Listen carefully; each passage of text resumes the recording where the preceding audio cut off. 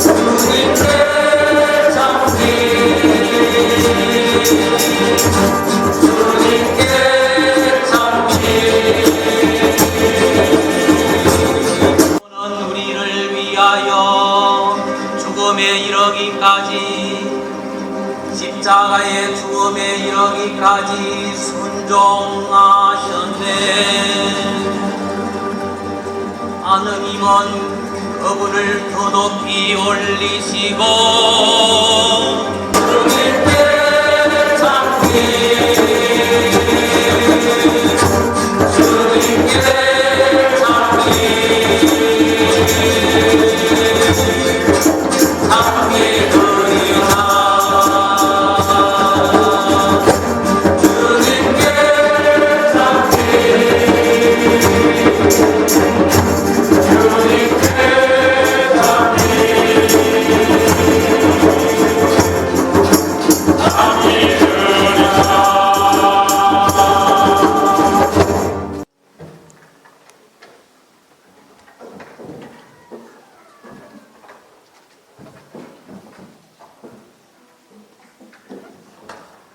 루카가 전한 우리 주 예수 그리스도의 순환기입니다. 시간이 되자 예수님께서 사도들과 함께 자리에 앉으셨다. 그리고 그들에게 이르셨다. 내가 고난을 겪기 전에 너희와 함께 이 파스카 음식을 먹기를 간절히 바랐다. 내가 너희에게 말한다. 파스카 축제가 하느님의 나라에서 다 이루어질 때까지 이 파스카 음식을 다시는 먹지 않겠다. 예수님께서 잔을 받아 감사를 드리시고 나서 이르셨다. 이것을 받아 나누어 마셔라. 내가 너희에게 말한다. 나는 이제부터 하느님의 나라가 올 때까지 포도나무 열매로 빚은 것을 결코 마시지 않겠다. 예수님께서는 또 빵을 들고 감사를 드리신 다음 그것을 떼어 사도들에게 주시며 말씀하셨다. 이는 너희를 위하여 내어주는 내 몸이다. 너희는 나를 기억하여 이를 행하여라. 예수님께서 만찬을 드신 뒤에 같은 방식으로 잔을 들어 말씀하셨다. 이 잔은 너희를 위하여 흘리는 내 피로 맺는 새 계약이다. 보라, 나를 팔아넘길 자가 지금 나와 함께 이 식탁에 앉아있다. 사람의 아들은 정해진 대로 간다. 그러나 불행하여라. 사람의 아들을 팔아넘기는 그 사람. 사도들은 자기들 가운데 그러한 짓을 저지를 자가 도대체 누구일까 하고 서로 묻기 시작하였다. 사도들 가운데에서 누구를 가장 높은 사람으로 볼 것이냐는 문제로 말다툼이 벌어졌다. 예수님께서 그들에게 이르셨다. 민족들을 지배하는 임금들은 백성 위에 군림하고 민족들에게 권세를 부리는 자들은 자신을 은인이라고 부르게 한다. 그러나 너희는 그렇게 해서는 안 된다. 너희 가운데에서 가장 높은 사람은 가장 어린 사람처럼 되어야 하고 지도자는 섬기는 사람처럼 되어야 한다. 누가 더 높으냐? 식탁에 앉은 이냐 아니면 시중 들며 섬기는 이냐? 식탁에 앉은 이가 아니냐? 그러나 나는 섬기는 사람으로 너희 가운데에 있다. 내가 여러 가지 시련을 겪는 동안에 나와 함께 있어준 사람들이다. 내 아버지께서 나에게 나라를 주신 것처럼 나도 너희에게 나라를 준다. 그리하여 너희는 내 나라에서 내 식탁에 앉아 먹고 마실 것이며 옥좌에 앉아 이스라엘의 12지파를 심판할 것이다. 시몬아, 시몬아, 보라, 사탄이 너희를 밀처럼 체질하겠다고 나섰다. 그러나 나는 너희 믿음이 꺼지지 않도록 너를 위하여 기도하였다. 그러니 내가 돌아오거든 내 형제들의 힘을 북돋아 주어라. 베드로가 말하였다. 주님, 저는 주님과 함께라면 감옥에 갈 준비도 되어 있고 죽을 준비도 되어 있습니다. 예수님께서 말씀하셨다. 베드로야, 내가 너에게 말한다. 오늘 달기 울기 전에 너는 3번이나 나를 모른다고 할 것이다. 예수님께서 사도들에게 물으셨다. 내가 너희를 돈주머니도 여행 보따리도 신발도 없이 보냈을 때 너희에게 부족한 것이 있었느냐? 사도들이 대답하였다. 아무것도 없었습니다. 예수님께서 이르셨다. 그러나 이제는 돈 주머니가 있는 사람은 그것을 챙기고 여행 보따리도 그렇게 하여라. 그리고 칼이 없는 이는 겉옷을 팔아서 칼을 사라. 내가 너희에게 말한다. 성경에 기록된 것이 나에게서 이루어져야 한다. 그는 무법자들 가운데 하나로 헤아려졌다는 말씀이다. 과연 나에 관하여 기록된 일이 이루어지려고 한다. 사도들이 말하였다. 주님 보십시오. 여기에 칼 2자루가 있습니다. 예수님께서 말씀하셨다. 그것이면 넉넉하다. 예수님께서 밖으로 나가시어 늘 하시던 대로 올리브산으로 가시니 제자들도 그분을 따라갔다. 그곳에 이르러 예수님께서는 제자들에게 말씀하셨다. 유혹에 빠지지 않도록 기도하여라.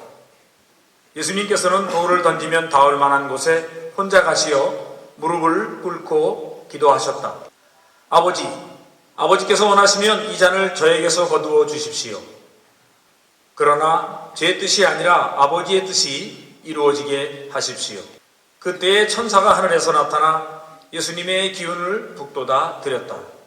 예수님께서 고뇌에 쌓여 더욱 간절히 기도하시니 땀이 핏방울처럼 되어 땅에 떨어졌다. 기도를 마치고 일어나시어 제자들에게 와서 보시니 그들은 슬픔에 지쳐 잠들어 있었다. 예수님께서 그들에게 이르셨다. 왜 자고 있느냐? 유혹에 빠지지 않도록 일어나 기도하여라. 예수님께서 아직 말씀하고 계실 때에 한 무리의 사람들이 나타났는데 12제자 가운데 하나로 유다라고 하는 자가 앞장서서 왔다. 예수님께 입 맞추려고 다가오자 예수님께서 그에게 말씀하셨다. 유다야, 너는 입맞춤으로 사람의 아들을 팔아넘기려느냐? 예수님 둘레에 있던 이들이 사태를 알아차리고 말하였다. 주님, 저희가 칼로 쳐버릴까요? 그들 가운데 한 사람이 대사제의 종을 쳐서 그의 오른쪽 귀를 잘라버렸다. 그러자 예수님께서 말씀하셨다. 그만해 두어라. 예수님께서는 대사제의 종의 귀에 손을 대어 고쳐주셨다. 그리고 나서 그분께서는 당신을 잡으러 온 수석세례들과 성전 경비대장들과 원로들에게 이르셨다. 너희는 강도라도 잡을 듯이 칼과 몽둥이를 들고 나왔단 말이냐? 내가 날마다 너희와 함께 성전에 있을 때에는 너희가 나에게 손을 뻗치지 않았다. 그러나 이제는 너희 때요 어둠이 권세를 떨칠 때다. 수석사제들과 성전 경비대장들과 원로들은 예수님을 붙잡아 끌고 대사제의 집으로 데려갔다. 베드로는 멀찍이 떨어져 뒤따라갔다. 사람들이 안뜰 한가운데에 불을 피우고 함께 앉아 있었는데 베드로도 그들 가운데 끼어 앉았다. 그런데 어떤 하녀가 불가에 앉은 베드로를 보고 그를 주의 깊게 살피면서 말하였다. 이 이도 저 사람과 함께 있었어요. 베드로는 부인하였다. 이 여자야, 나는 그 사람을 모르네. 얼마 뒤에 다른 사람이 베드로를 보고 말하였다. 당신도 그들과 함께요. 베드로가 말하였다. 이 사람아, 나는 아닐세. 1시간쯤 지났을 때에 또 다른 사람이 주장하였다. 이도 갈릴레아 사람이니까 저 사람과 함께 있었던 게 틀림없소. 베드로는 말하였다. 이 사람아, 나는 자네가 무슨 말을 하는지 모르겠네. 베드로가 이 말을 하는 순간에 닭이 울었다. 그리고 주께서 몸을 돌려 베드로를 바라보셨다. 베드로는 주님께서 오늘 닭이 울기 전에 너는 나를 3번이나 모른다고 할 것이다 하신 말씀이 생각나서 밖으로 나가 슬피 울었다.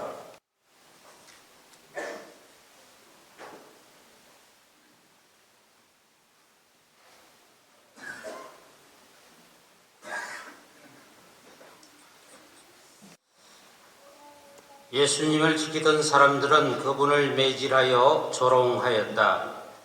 또 예수님의 눈을 가리고 물었다. 알아맞혀 보아라. 너를 친 사람이 누구냐? 사람들은 이 밖에도 예수님을 모독하는 말을 많이 퍼부었다. 날이 밝자 백성의 원로단 곧 수석 사제들과 율법 학자들이 모여 예수님을 최고 의회로 끌고 가서 말하였다. 당신이 메시아라면 그렇다고 우리에게 말하시오. 예수님께서 말씀하셨다. 내가 그렇다고 말하여도 너희는 믿지 않을 것이고 내가 물어보아도 너희는 대답하지 않을 것이다. 이제부터 사람의 아들은 전능하신 하느님의 오른쪽에 앉을 것이다. 그러자 수석사제들과 율법학자들이 모두 물었다. 그렇다면 당신이 하느님의 아들이라는 말이요? 예수님께서 대답하셨다. 내가 그러하다고 너희가 말하고 있다. 수석사제들과 율법학자들이 말하였다. 이제 우리에게 무슨 증언이 더 필요합니까? 제 입으로 말하는 것을 우리가 직접 들었으니 말입니다. 온 무리가 일어나 예수님을 빌라도 앞으로 끌고 갔다. 그리고 예수님을 고소하기 시작하였다. 우리는 이 자가 우리 민족을 선동한다는 사실을 알아냈습니다. 황제에게 세금을 내지 못하게 막고 자신을 메시아 곧 임금이라고 말합니다. 빌라도가 예수님께 물었다. 당신이 유다인들의 임금이요? 예수님께서 대답하셨다. 네가 그렇게 말하고 있다. 빌라도가 수석 사제들과 군중에게 말하였다. 나는 이 사람에게서 아무 죄목도 찾지 못하겠소. 수석 사제들과 군중은 완강히 주장하였다. 이 자는 갈릴레아에서 시작하여 이곳에 이르기까지 온 유다 곳곳에서 백성을 가르치며 선동하고 있습니다. 이 말을 들은 빌라도는 이 사람이 갈릴레아 사람이냐고 묻더니 예수님께서 헤로데의 관할에 속한 것을 알고 그분을 헤로데에게 보냈다. 무렵 헤로데도 예루살렘에 있었다. 헤로데는 예수님을 보고 매우 기뻐하였다. 예수님의 소문을 듣고 오래전부터 그분을 보고 싶어 하였을 뿐만 아니라 그분께서 일으키시는 어떤 표징이라도 보기를 기대하고 있었던 것이다. 그래서 헤로데가 이것저것 물었지만 예수님께서는 아무 대답도 하지 않으셨다. 수석 사제들과 율법학자들은 그 곁에 서서 예수님을 신랄하게 고소하였다. 헤로데도 자기 군사들과 함께 예수님을 업신여기고 조롱한 다음 화려한 옷을 입혀 빌라도에게 돌려보냈다.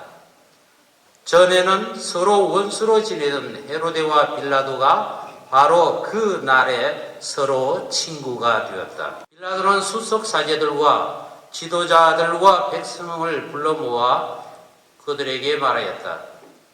여러분은 이 사람이 백성을 선동한다고 나에게 끌고 왔는데 보다시피 내가 여러분 앞에서 신문해 보았지만 이 사람에게서 여러분이 고소한 죄목을 하나도 찾지 못하였어. 헤로데가 이 사람을 우리에게 돌려보낸 것을 보면 그도 찾지 못한 것이요. 보다시피 이 사람은 사형을 받아 마땅한 짓을 하나도 저지르지 않았소. 이 사람에게서 매질이나 하고 풀어주겠소. 수석 사제들과 지도자들과 백성은 일제히 소리를 질렀다. 그 자를 없애고 바라바를 풀어주시오. 바라바는 예루살렘에서 일어난 반란과 살인으로 감옥에 갇혀있던 자였다. 빌라도는 예수님을 풀어주고 싶어서 수석 사제들과 지도자들과 백성에게 다시 이야기하였지만 그들은 외쳤다. 못 박으시오. 빌라도가 세 번째로 수석 사제들과 지도자들과 백성에게 말하였다. 도대체 이 사람이 무슨 나쁜 짓을 하였다는 말이요? 나는 이 사람에게서 사형을 받아 마땅한 죄의 몫을 하나도 찾지 못하였소. 그래서 이 사람에게 매질이나 하고 풀어주겠소. 그러자 수석 사제들과 지도자들과 백성이 큰 소리로 예수님을 십자가에 못 박으라고 다그치며 요구하는데 그 소리가 점점 거세졌다. 마침내 빌라도는 그들의 요구를 들어주기로 결정하였다. 그리하여 그는 반란과 살인으로 감옥에 갇혀있던 자를 그들이 요구하는 대로 풀어주고 예수님은 그들의 뜻